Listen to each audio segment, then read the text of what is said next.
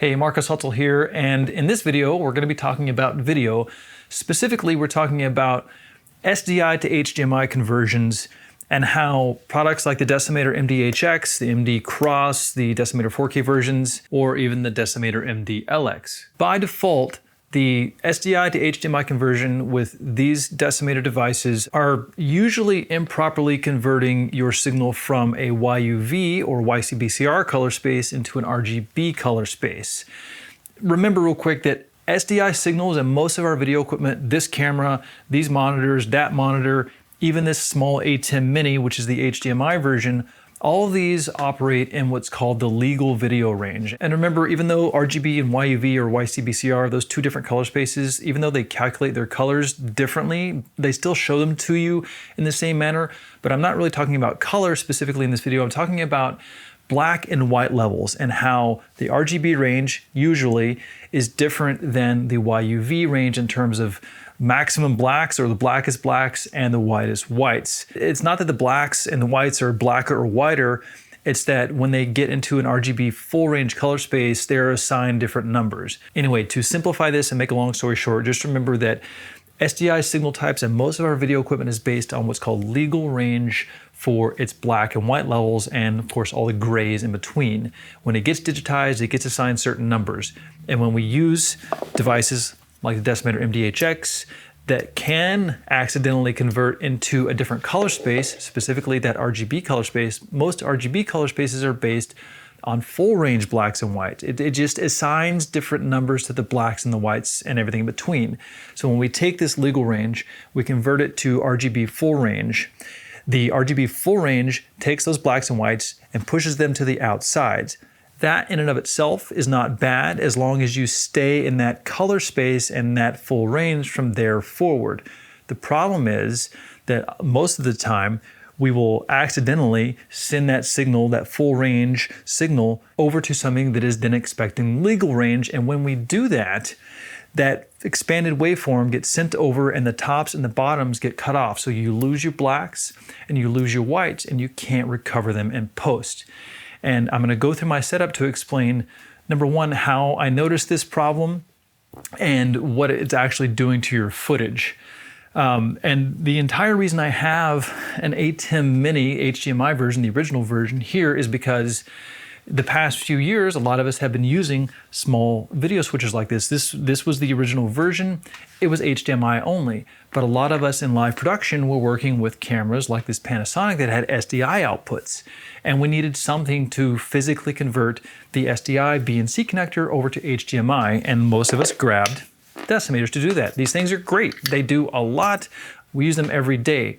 But again, the problem is that by default, this is accidentally altering your black and white levels, and you can fix it. I'm going to go through it here in just a sec. So the rundown real quick. Basically, this camera I have, because it has an SDI output, it's a Panasonic CX350.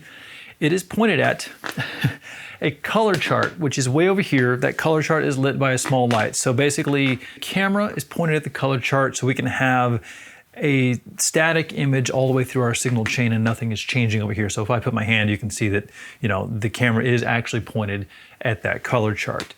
But what I've done now is I've taken the output of the camera, I've split it with an SDI splitter. Now this splitter doesn't convert the signal in any way, shape, or form. It literally just splits it. And I'm using a splitter because I needed to split the signal to show you these different things in real time. So we're going camera to splitter. Output 1 of the splitter is going over to this Atomos Shogun. This Atomos Shogun has 4 inputs. So input 1 is basically the camera direct. Camera to splitter to input 1. Output 2 of the Aja SDI splitter is going over to this Blackmagic microconverter. So we have the splitter going to the Blackmagic microconverter. The SDI through is going back to the Shogun on input 2 right there. And then the HDMI out of the microconverter is going over to the ATEM on input 4. I'll come back to that in a sec. And I'm using this Blackmagic microconverter specifically in this example to show you a couple of things. Number one, again, using the SDI output of the microconverter to go over to the Shogun on input 2 so that we can see 2 duplicate inputs, one going through the splitter, one going through the Blackmagic microconverter SDI, just the through, to show you that there's no level change on the waveforms just using the SDI through. And number two, to also send that HDMI output of the microconverter over to the ATEM, because even though the Blackmagic microconverter, when you hook it up via USB to a computer and check the software, it has an option to change the HDMI levels from legal to full, but it doesn't actually seem to change the output levels despite what it says. So using the Blackmagic microconverter's HDMI output still gives us basically the same black and white levels when we get into the examples here in a second. The third output of the SDI splitter is going over the Decimator MDHX, and then HDMI output over to input 3 of my ATEM Mini, which is live right now. So to recap the setup real quick, camera goes SDI into the splitter, output 1 of the splitter goes over to input 1 of the Shogun, output 2 of the splitter goes over to the microconverter and then runs directly back to input 2 of the Shogun, while the HDMI output goes over to the ATEM on input 4. And then output 3 of the splitter goes over to the Decimator MDHX. The Decimator MDHX is converting SDI to HDMI. And if we go in here to the Decimator, we can see the HDMI out source is set to SDI in. That HDMI output is going over to input 3 of my ATEM Mini. Then the HDMI output of the ATEM is converted back to SDI to go back over to the Shogun. So in the Shogun, we have 3 inputs. We have input 1 is camera direct, input 2 is the first conversion only through the Blackmagic microconverter, and then input 3 on the Shogun is the output of the ATEM. Then the output of the Shogun is going over to this Atomos Ninja, and then that output is going over to the monitor. And the reason I'm doing it this way is because I can't switch on the Shogun and show you live waveforms at the same time. So I'm just using the Ninja to display the waveforms to you so we can see what happens or not when we switch between inputs. And then the monitor over there just so you can have a visual representation of the color chart. So if we look real quick, and we're going to go to input 1, and we see the waveforms here, we can see this white, gray, and black bar correspond to our white there, our gray, which is almost perfect at 40%, and our black. So we've got our white levels just about at 100% associated with the white bar there on the color chart. We've got our 40% gray right here, and we've got our blacks at the bottom. And if I change the exposure on the camera here, if I change the iris, you can see my waveforms move because I'm closing the iris and letting in less light. So I'm going to reopen the iris to get my good exposure, basically using these 3-stepped white, gray, black as my exposure guide. And that's just about perfect. And again, we're looking at basically the camera direct on the waveforms here. So I'm gonna go input 1 camera, just to verify input 2, which again is just that Blackmagic microconverter, no change in waveforms. But when I swap over to input 3, watch the blacks and whites here on the waveforms. They're gone. They got pushed to the outsides. And it's very apparent when you're swapping between inputs. This exposure that we've set on camera with all this lighting with the color chart is pretty much perfect in terms of blacks and white levels. But when we swap over to the improperly converted signal, we can see here the whites have completely clipped. They're gone. We'll never get them back. They're blown out. As well as the blacks. The blacks have been pushed down and they are also gone. We can never recover them downstream in our signal. So the most important thing that I can get across to you is you need to be using video scopes. If we look at the monitor here, as I swap back and forth, there's not a huge change visually to our eyes on the monitor. But again, our eyes can fool us. Even though it may look okay, the scopes are your most important thing. The scopes are actually going to tell you what signals and what levels and what colors and what blacks and whites are actually present in your signal.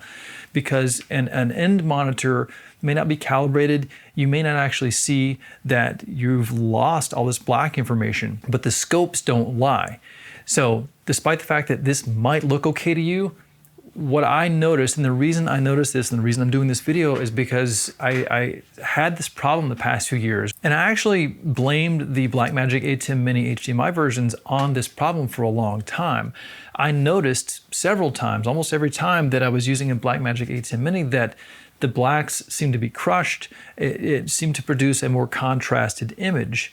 And that was happening, but it wasn't the Blackmagic ATEMs causing it, because every time I needed to convert an SDI signal into HDMI, I would grab a Decimator MDHX because we have a lot of these. Most of us will grab one of these to convert. But the problem is the default values in these. So let's go through how to fix this, because we can fix it. And by the way, just to prove that this Blackmagic microconverter isn't altering our color, basically I'm going to go back to input 1, which again is camera to splitter to Shogun, input 2, camera to splitter to converter SDI, but the HDMI output of this is going over to the ATEM in input 4. So if I display the ATEM output there's our crushed waveforms. If I, over here on the ATEM, switch to input 4, that has now fixed it, because input 4 is the Blackmagic microconverter going into input 4. So now as we switch on the Shogun, our waveforms basically look the same. We've got camera direct, Blackmagic microconverter SDI, Blackmagic microconverter going through the ATEM. There's a minor change in the waveforms with the ATEM, but you can see when we use this to convert it properly that inputs 1, 2, and 3 basically look the same. Our whites and our blacks are no longer crushed beyond recovery. So I'm going to go back to input 3, the improperly converted signal, and we've lost our blacks and whites again. So why is the Decimator MDHX doing this? Because if we go into the control, we can see HDMI out source, which is going over to my ATEM, is taking the SDI input. It's right there. Easy, we're done, right? Well, with that conversion, again, we're getting this difference in our waveforms. And we've crushed our blacks and we've crushed our whites. They're gone. And there's just one setting you have to change on here, and you have to be aware that it's there. So if we go over to HDMI output type, we can see right here that it says HDMI is RGB444. Those 3 letters right there, RGB, tell me that the HDMI output is being sent into an RGB color space. Again, most RGB color spaces are based on full range blacks and whites. So right there is where this conversion is happening. And because the ATEM Mini and most video products are based on legal range blacks and whites, we're sending a full range video levels out of the output of the Decimator over to an input that's expecting legal range, and they then just get chopped off on the input, again, never being able to be recovered. So to fix it, go to Control, go to HDMI output type.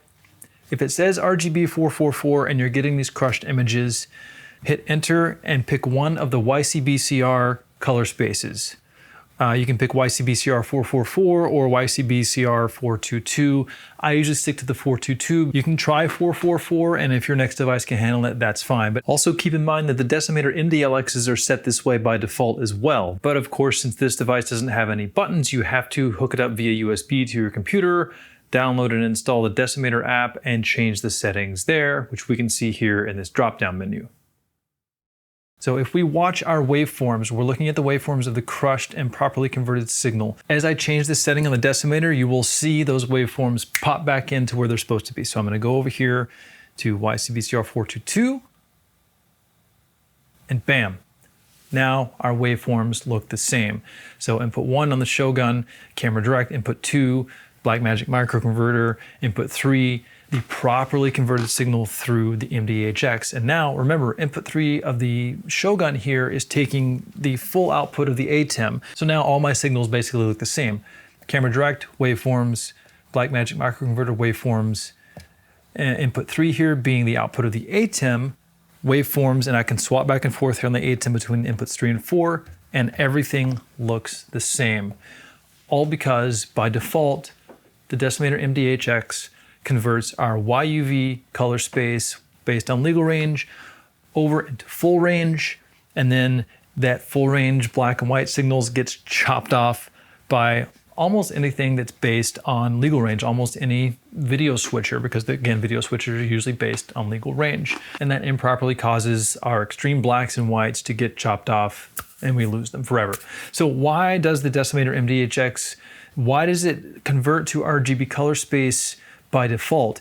My only assumption is that it assumes you're going to take an SDI signal and run it to something via HDMI that can't handle a YUV color space. A lot of computer monitors, consumer computer monitors, can't handle a YUV or a YCBCR color space, and they'll display like kind of a green and pink image versus the full color range that you need to see. That being said, a lot of computer monitors these days can handle both RGB and YUV or YCBCR color spaces. So it doesn't matter so much anymore for computer monitors specifically, but this setting on the Decimator MDHX is something you need to be aware of, but really you need to be using video scopes to check your images. If you've set your lighting and your cameras and everything to where you have proper exposure, again, white, 40% gray, black, and then you come across something, let me set this back to RGB 444, and then you notice somewhere else in your video chain that your waveforms, your video scopes don't look like they should based on what you set upstream, you know something is wrong. It took me a while to figure out exactly where the problem was because I had never looked at that HDMI output type on the Decimator MDHX specifically. Swap it over to one of the YCBCR modes, and your waveforms are the same as they were coming in, and everything's peachy keen. So this is a whole lot of video scopes and some testing in a color chart. Does it really matter? Here's a very good practical example of exactly why it matters. All right, and here's a really good practical example of how this can really mess up your video. So take the example that we see every day out there in the live events and even recorded events worlds where you've got someone standing on stage, potentially in dark clothing against a dark background. So take, for instance, a pipe and drape background like we see in our live shows all the time. And then you've got a lot of people on stage, both men and women, wearing all different sorts of colors of clothing. A lot of the time that clothing is black because we're doing corporate events a lot. So I'm wearing black pants, black shoes, and a white shirt, a very common thing that we see. And our cameras and our lighting have to make everything, visible through the camera. So my white shirt and my face and my black pants and black shoes all have to kind of look good through camera. And what you're seeing right now is that good looking shot as we go from camera to SDI splitter straight to recorder. That's the signal that's not been altered accidentally by anything. However, if I just switch over to the signal going through the Decimator MDHX that's been improperly converted to RGB full range, we can now see that I'm basically a floating torso. My pants and shoes have basically disappeared into the black background. It's a more contrasted image. And if I just pull up the scopes and flip back and forth with the legal range, you can see that we're well within the range of the blacks and the whites. And when we accidentally convert to those RGB full range blacks and whites and then inadvertently convert back to the YUV legal range, you can see that we lose the blacks and the whites on the extreme ends.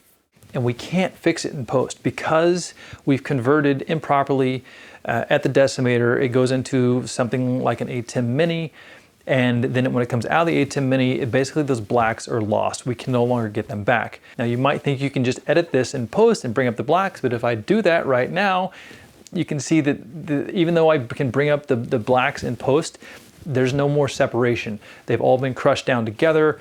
My pants and the black background have the same values in the video file, and it's just lost. However, on the ATEM Mini, and I'll bring up a shot of this right now, I'm able to remotely control it from my phone here. What we're looking at is input 3, which is the improperly converted signal, but on input 4, I actually have the camera going through a different converter that's not doing any color space changes, and that's going into input 4. So if I swap over to input 4, look at that, and I'll put these side by side. So now on the left, you're seeing basically camera to splitter to recorder, and on the right, you're seeing camera through a different converter into the ATEM Mini, out of the ATEM Mini, and over to a different recorder. So these two images basically look the same now.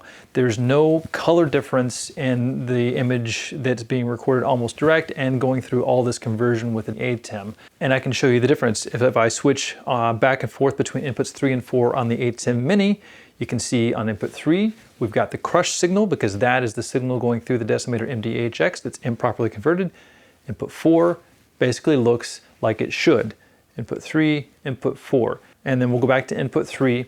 And if I just walk over there and change the HDMI output to one of the YCBCR modes, now we can see if I go back and forth between inputs 3 and 4, there's basically no change there. There's a very, very minor color shift that I can see towards green, I think, going through the Decimator MDHX, but it's very minor. But what we can really see on the scopes is that as I switch back and forth, the scopes basically look the same. The black levels and the white levels don't jump out like they shouldn't because we're not improperly converting anymore.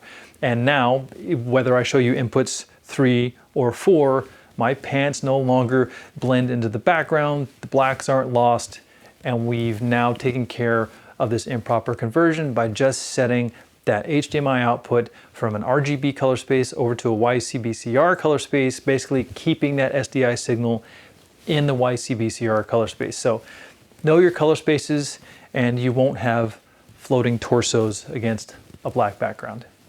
All right, I really hope this demonstration has helped show you how important our video scopes truly are and how important it is to know if you have a problem and where to find it and how to change it with all of the settings on your equipment. So till next time, see you later.